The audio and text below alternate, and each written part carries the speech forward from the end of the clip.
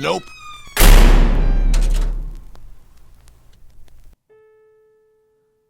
Dude. Why did I ever agree to this? Chill, man, Tay whispered. just a few more minutes. We sat inside of the Ford pickup truck waiting for the clock to strike 12:01. It was all a part of the rules. They were fairly simple, actually. Find the abandoned forest near location redacted. Wait exactly 5 hours from 7 p.m. to 12:01 a.m. Flash the vehicle's headlights 7 times before getting out. And most importantly, do all these steps on the eve of New Year's. My phone still doesn't have any reception here. Will you relax? We'll be fine. You sure this has to be done on New Year's Eve? I was very skeptical of this crap. When I picked up Tay's call a few days back, I didn't realize I would be ringing in the new year sitting inside of a truck in the middle of nowhere looking for a fake fairy tale. Trust me, man, this is legit. Even you read the rules. It had to be today. Plus, the people on the website have done this a couple of times. He paused. It couldn't hurt to try, right? Well, you and your website better not get us arrested for trespassing. I grabbed my 10th bag of chips and chomped on them quietly while watching the car's built-in clock. The green numbers on the display now read 11:58. And get ready.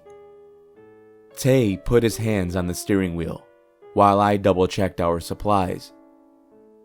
We waited a little bit more until finally, both our phones' alarms simultaneously buzzed in our pockets, and the car clock read 12:01.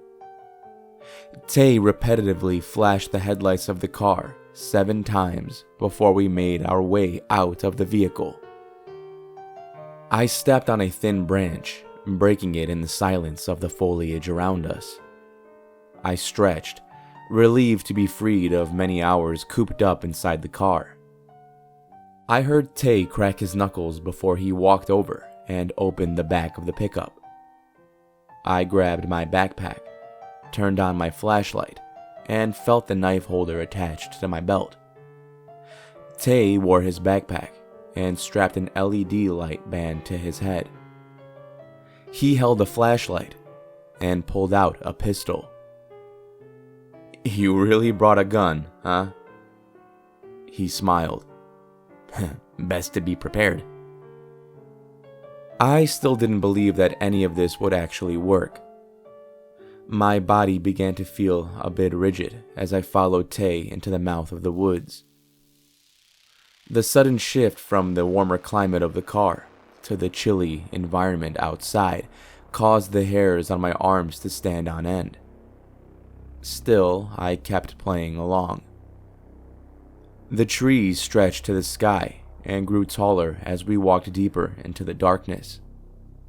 The thick branches of the massive structures covered the clouds above, barely letting any light in from the moon and the stars. We trudged further, casting our lights in the eerie blackness.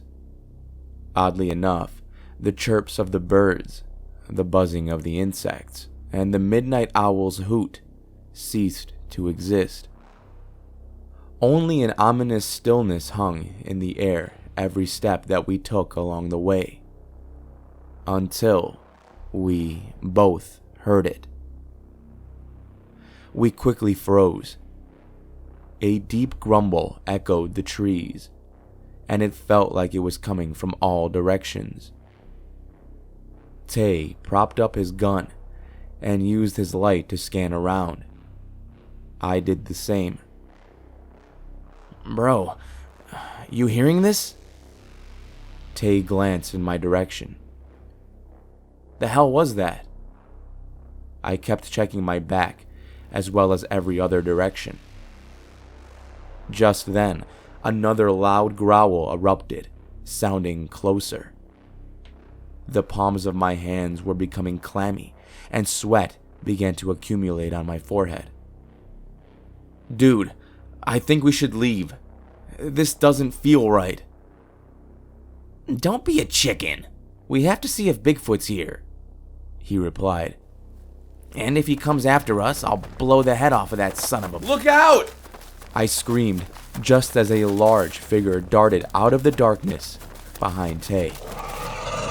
He jumped to his side, just in time to avoid the creature's grasp. I stared in immense fear and awe at what stood before me. My description is simply an understatement. The creature, Bigfoot, in itself was made out of darkness, save for 4 lumpy, glowing eyes that protruded from the top of its furry head. The top half of its body resembled a giant hairy ape, but the bottom was completely different. Spider-like floating tentacles, too many to count, extended from the stomach portion. Each of the long, sharp extensions emitted darkness, sucking away the light from our flashlights. Dark drool seeped out of the horrendous mouth as it lashed its curved fangs at us. These were the only features I could make out before the remaining light around us began to fade away. I knew if we didn't act fast, we were dead meat. Tay courageously pulled the trigger on his gun multiple times. The bullets made contact with the creature, but barely aroused it. It only made the thing angrier. "Damn it!" Tay yelled, realizing we were done for. I tried to pull myself up, my arms and legs trembling, but they refused to work. I watched helplessly as Bigfoot's sharp tentacles snatched Tay around the legs, dragging him from the ground. Tay clawed the dirt with his hands, squirmed, and screamed for help, but to no avail. I threw my flashlight at the damn beast before one of the other tentacles wrapped around my waist. I painfully felt the sharp, rough edges of the arm dig into my skin, and I cried out tearfully. I was on the brink of going unconscious. Yet, through the shadows, I saw something dash from the corner of my eye.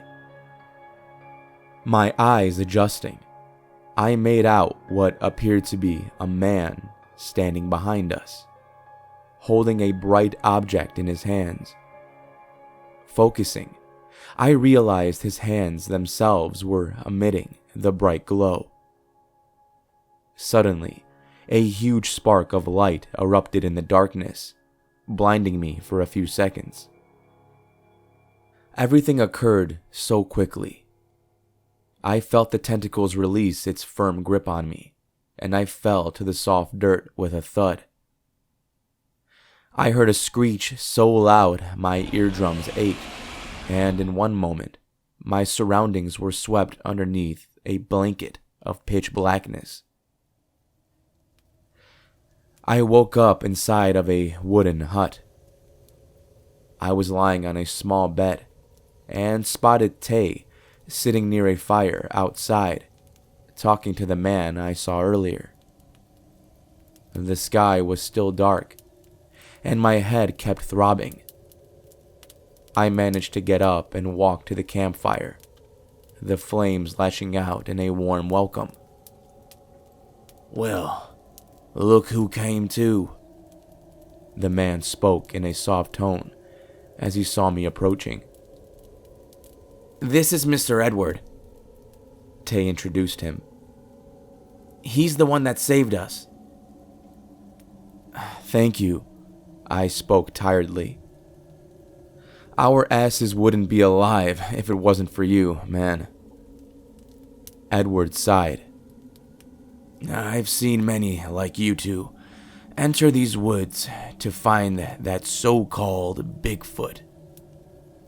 Good thing I managed to show up in time. The others weren't so lucky." He stared at the fire for a second. "That thing ain't Bigfoot, boys. It's something even worse than the legend." "What is it then?" Tay questioned. "Well, it uses your deepest inner fears to mold itself into existence. That bastard's made out of pure darkness, so it lives in the shadows of that forsaken forest, preying on whoever shows up." "What types of animal do you fear the most?" Ed asked me. The reflections of the flames glistened in his eyes. I managed to choke it out. "Spiders. I hate them. And giant squids." "There you go. Your friend Tay here fears Bigfoot, so it used that form, along with your own, to pre-exist." "Wait, so Bigfoot doesn't exist, but this thing does?" Tay asked. "Yep. Bigfoot is one of the many forms it can take. Some poor fool probably cooked up the legend and ran into this beast, making it reality." Edward looked up at the sky. "It's starting to become daytime, boys. You two better be heading back." Tay and I agreed. Edward put out the fire, and we followed after grabbing our belongings. He led us through a clearing for a few minutes until we reached the pickup, still parked at the same location we arrived in. I eagerly got into the vehicle, and Tay got in after. We both thanked Edward again and started the car. "Before you go," Edward stood near the passenger side window, "I don't want to see you both here again, alright? It's not safe." "Trust me," I replied. "There is no way we're ever coming back." "Good." He backed away from the window and proceeded to turn around. "Mr. Edward?" Tay called out last minute. "How did you know about the creature in the first place?" A faint smile tugged at Edward's cheeks. "I knew the rules too, kid.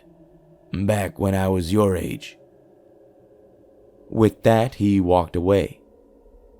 We heard the soft crunching of leaves fade ever so slightly, until only the silence remained.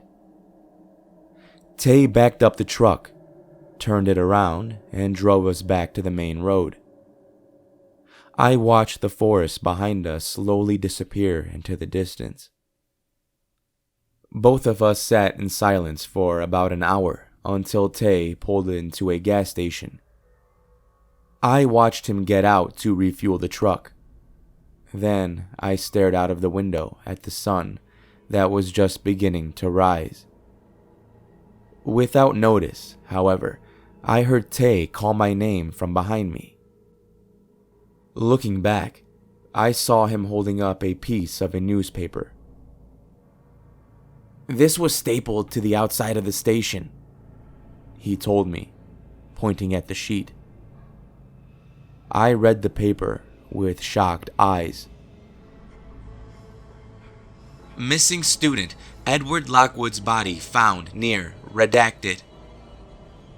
The missing student's body was discovered mangled to pieces by the forest edge. Investigators found the remains early this morning after a frantic search was conducted by state parties. Investigators concluded that Lockwood most likely trespassed into the shut-down area for reasons still unknown. When friends and family were questioned, many responses spoke highly of Edward." The article continued, but next to it stood a black and white photo of Edward himself, smiling. Thank you for listening, and I hope you enjoyed this week's story and the last video of 2019. If you did, be sure to smack that like button down below, or I'm going to call up my homie Bigfoot to pay you a visit. Alright, we go way back. Shout out to the author of this story, Reddit user, ItsMeRoyale. I think it's Royal. Could it be Royale? I'm going to leave a link down below, and I'm going to let you guys be the judge of that. Be sure to check out not only their profile, but their entire subreddit, which is called RoyalStories. I'll leave a link to that as well. So if you enjoyed this story, check out that subreddit, and you can probably find a bunch more. Anyway, everybody, for the last time of 2019, remember to stay safe out there. I'll be seeing you in the next video and the next year. Am I really gonna end 2019 with a dad joke? Yeah.